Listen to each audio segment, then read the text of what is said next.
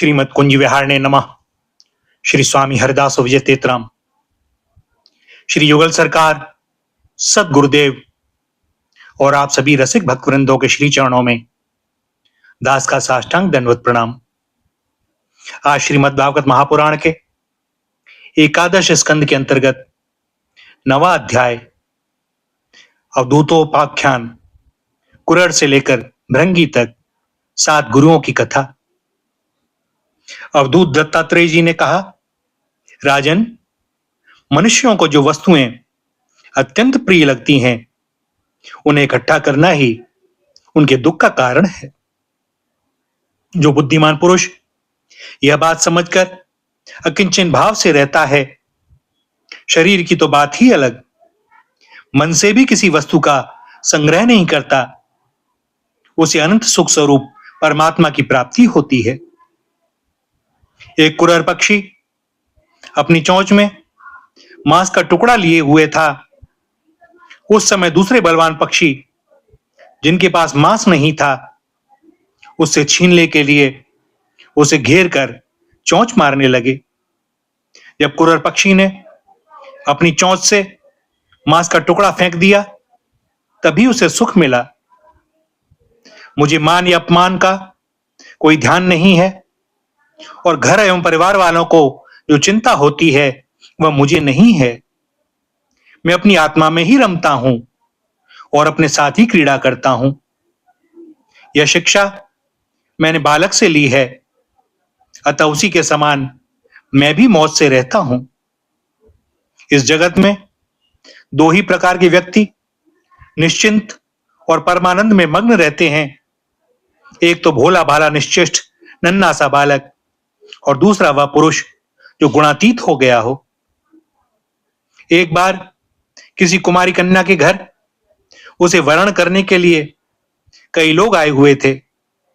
उस दिन उसके घर के लोग कहीं बाहर गए हुए थे, इसलिए उसने स्वयं ही उनका आतिथ्य सत्कार किया। राजन, उनको भोजन कराने के लिए वह घर के भीतर एकांत में धान कूटने लगी। उस समय उसकी कलाई में पड़ी शंख की चूड़ियां जोर से बज रही थीं। इस शब्द को निंदित समझकर उस कुमारी को बड़ी लज्जा मालूम हुई, क्योंकि उससे उसका स्वयं धान कूटना सूचित होता था, जो कि उसकी दरिद्रता का द्योतक था। और उसने एक एक करके सब चूड़ियां तोड़ डाली और दोनों हाथ में केवल 2-2 चूड़ियां रहने दी। अब वह फिर धान कूटने लगी, परंतु वे 2-2 चूड़ियां भी बजने लगी। तब उसने एक एक चूड़ी और तोड़ दी। जब दोनों कलाइयों में केवल एक एक चूड़ी रह गई, तब किसी प्रकार की आवाज नहीं हुई। रिपुदमन उस समय लोगों का आचार विचार ने रखने परखने के लिए इधर उधर घूमता घामता मैं भी वहां पहुंच गया था। मैंने उससे यह शिक्षा ग्रहण की कि जब बहुत लोग एक साथ रहते हैं तब कलह होता है, और 2 आदमी साथ रहते हैं तब भी बातचीत तो होती ही है। इसलिए कुमारी कन्या की चूड़ी के समान अकेले ही विचरना चाहिए। राजन, मैंने बाण बनाने वाले से सीखा है कि आसन और श्वास को जीतकर वैराग्य और अभ्यास के द्वारा अपने मन को वश में कर ले और फिर बड़ी सावधानी के साथ उसे एक लक्ष्य में लगा दे। जब परमानंद स्वरूप परमात्मा में मन स्थिर हो जाता है, तब वह धीरे धीरे कर्म वासनाओं की धूल को धो बहाता है। सत्वगुण की वृद्धि से रजोगुणी और तमोगुणी वृत्तियों का त्याग करके मन वैसे ही शांत हो जाता है जैसे ईंधन के बिना अग्नि। इस प्रकार जिसका चित्त अपने आत्मा में स्थिर निरुद्ध हो जाता है, उसे बाहर भीतर कहीं किसी पदार्थ का भान नहीं होता। मैंने देखा था कि एक बाण बनाने वाला कारीगर बाण बनाने में इतना तन्मय हो रहा था कि उसके पास से ही दल बल के साथ राजा की सवारी निकल गई और उसे पता तक न चला। राजन, मैंने सांप से यह शिक्षा ग्रहण की है कि सन्यासी को सर्प की भांति अकेले ही विचरण करना चाहिए। उसे मंडली नहीं बांधनी चाहिए। मठ तो बनाना ही नहीं चाहिए।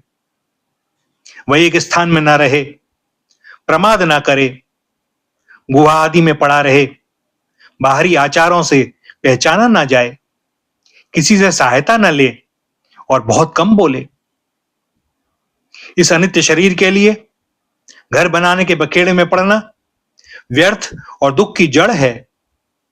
सांप दूसरों के बनाए घर में घुसकर बड़े आराम से अपना समय काटता है।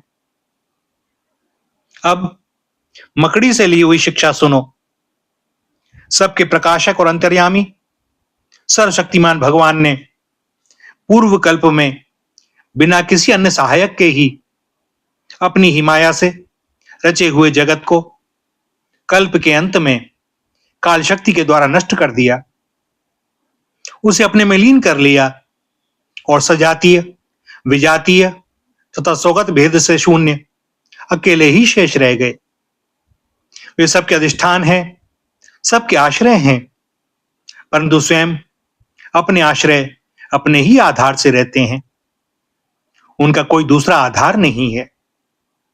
वे प्रकृति और पुरुष दोनों के नियामक, कार्य और कारणात्मक जगत के आदि कारण परमात्मा अपनी शक्ति काल के प्रभाव से सत्व रज आदि समस्त शक्तियों को साम्यावस्था में पहुंचा देते हैं और स्वयं केवल रूप से एक और अद्वितीय रूप से विराजमान रहते हैं। वे केवल अनुभव स्वरूप और आनंद घन मात्र हैं। किसी भी प्रकार की उपाधि का उनसे संबंध नहीं है। वे ही प्रभु केवल अपनी शक्ति काल के द्वारा अपनी त्रिगुणमयी माया को शुद्ध करते रहते हैं और उससे पहले क्रिया शक्ति प्रधान सूत्र अर्थात महतत्व की रचना करते हैं। यह सूत्र रूप महतत्व ही तीनों गुणों की पहली अभिव्यक्ति है। वही सब प्रकार की सृष्टि का मूल कारण है।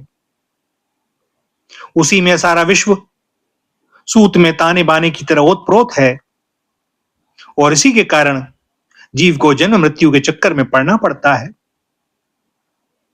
जैसे मकड़ी अपने हृदय से मुंह के द्वारा जाला फैलाती है, उसी में विहार करती है और फिर उसे निगल जाती है, वैसे ही परमेश्वर भी इस जगत को अपने में से ही उत्पन्न करते हैं, उसमें जीव रूप से विहार करते हैं और फिर उसे अपने में लीन कर लेते हैं। राजन, मैंने भृंगी कीड़े से यह शिक्षा ग्रहण की है कि यदि प्राणी स्नेह से, द्वेष से या भय से भी जानबूझकर एकाग्र रूप से अपना मन किसी में लगा दे तो उसे उसी वस्तु का स्वरूप प्राप्त हो जाता है। राजन, जैसे भृंगी एक कीड़े को ले जाकर दीवार पर अपने रहने की जगह में बंद कर देता है और वह कीड़ा भय से उसी का चिंतन करते करते अपने पहले शरीर का त्याग किए बिना ही उसी शरीर से तद्रूप हो जाता है। जब उसी शरीर से चिंतन किए रूप की प्राप्ति हो जाती है तब दूसरे शरीर से तो कहना ही क्या। इसीलिए मनुष्य को अन्य वस्तु का चिंतन न करके केवल परमात्मा का ही चिंतन करना चाहिए। राजन, इस प्रकार मैंने इतने गुरुओं से यह शिक्षाएं ग्रहण की। अब मैंने अपने शरीर से जो कुछ सीखा है वह तो मैं बताता हूं, सावधान होकर सुनो। यह शरीर भी मेरा गुरु ही है, क्योंकि यह मुझे विवेक और वैराग्य की शिक्षा देता है। मरना और जीना तो इसके साथ लगा ही रहता है। इस शरीर को पकड़ रखने का फल यह है कि दुख पर दुख भोगते जाओ। यद्यपि इस शरीर से तत्व विचार करने में सहायता मिलती है, तथापि मैं इसे अपना कभी नहीं समझता। सर्वदा यही निश्चय रखता हूं कि एक दिन इसे सियार कुत्ते खा जाएंगे, इसलिए मैं इससे असंग होकर विचरता हूं। जीव जिस शरीर का प्रिय करने के लिए ही अनेकों प्रकार की कामनाएं और कर्म करता है तथा स्त्री पुत्र, धन दौलत, हाथी घोड़े, नौकर चाकर, घर द्वार और भाई बंधुओं का विस्तार करते हुए उनके पालन पोषण में लगा रहता है, बड़ी बड़ी कठिनाई सहकर धन संचय करता है। आयुष्य पूरी होने पर वही शरीर स्वयं तो नष्ट होता ही है, वृक्ष के समान दूसरे शरीर के लिए बीज बोकर उसके लिए भी दुख की व्यवस्था कर जाता है। जैसे बहुत सी सौतें अपने एक पति को अपनी अपनी ओर खींचती हैं, वैसे ही जीव एक और स्वादिष्ट पदार्थों की ओर खींचती है तो प्यास दूसरी ओर जल की ओर। जननेंद्रिय एक और स्त्री संभोग की ओर ले जाना चाहती है तो त्वचा, पेट और कान दूसरी ओर कोमल स्पर्श, भोजन और मधुर शब्द की ओर खींचने लगते हैं। नाक कहीं सुंदर गंध सूंघने के लिए जाना चाहती है तो चंचल नेत्र कहीं दूसरी ओर सुंदर रूप देखने के लिए। इस प्रकार कर्मेंद्रियां और ज्ञानेंद्रियां दोनों ही से सताती रहती हैं। वैसे तो भगवान ने अपनी अचिंत्य शक्ति माया से वृक्ष, सरीसृप, पशु पक्षी, डांस और मछली आदि अनेकों प्रकार की योनियां रची, परंतु उनसे उन्हें संतोष ना हुआ। तब उन्होंने मनुष्य शरीर की सृष्टि की। यह ऐसी बुद्धि से युक्त है जो ब्रह्म का साक्षात्कार कर सकती है। इसकी रचना करके वे बहुत आनंदित हुए। यद्यपि यह मनुष्य शरीर है तो अनित्य ही, मृत्यु सदा इसके पीछे लगी रहती है, परंतु इससे परम पुरुषार्थ की प्राप्ति हो सकती है। इसलिए अनेक जन्मों के बाद यह अत्यंत दुर्लभ मनुष्य शरीर पाकर बुद्धिमान पुरुष को चाहिए कि शीघ्र से शीघ्र मृत्यु के पहले ही मोक्ष प्राप्ति का प्रयत्न कर ले। इस जीवन का मुख्य उद्देश्य मोक्ष ही है। विषय भोग तो सभी योनियों में प्राप्त हो सकते हैं, इसलिए उनके संग्रह में यह अमूल्य जीवन नहीं खोना चाहिए। राजन, यही सब सोच विचार कर मुझे जगत से वैराग्य हो गया। मेरे हृदय में ज्ञान विज्ञान की ज्योति जगमगाती रहती है। न तो कहीं मेरी आसक्ति है और न कहीं अहंकार ही। अब मैं स्वच्छंद रूप से इस पृथ्वी में विचरण करता हूं।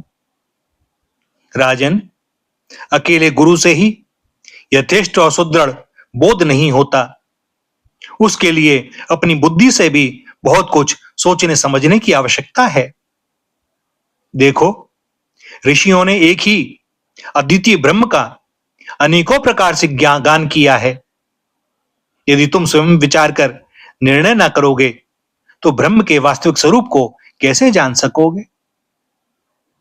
भगवान श्री कृष्ण ने कहा, प्यारे उद्धव, गंभीर बुद्धि अवधूत दत्तात्रेय ने राजा यदु को इस प्रकार उपदेश किया। यदु ने उनकी पूजा और वंदना की। दत्तात्रेय जी उनसे अनुमति लेकर बड़ी प्रसन्नता से इच्छानुसार पधार गए। हमारे पूर्वजों के पूर्वज राजा यदु अवधूत दत्तात्रेय की यह बात सुनकर समस्त आसक्तियों से छुटकारा पा गए और समदर्शी हो गए।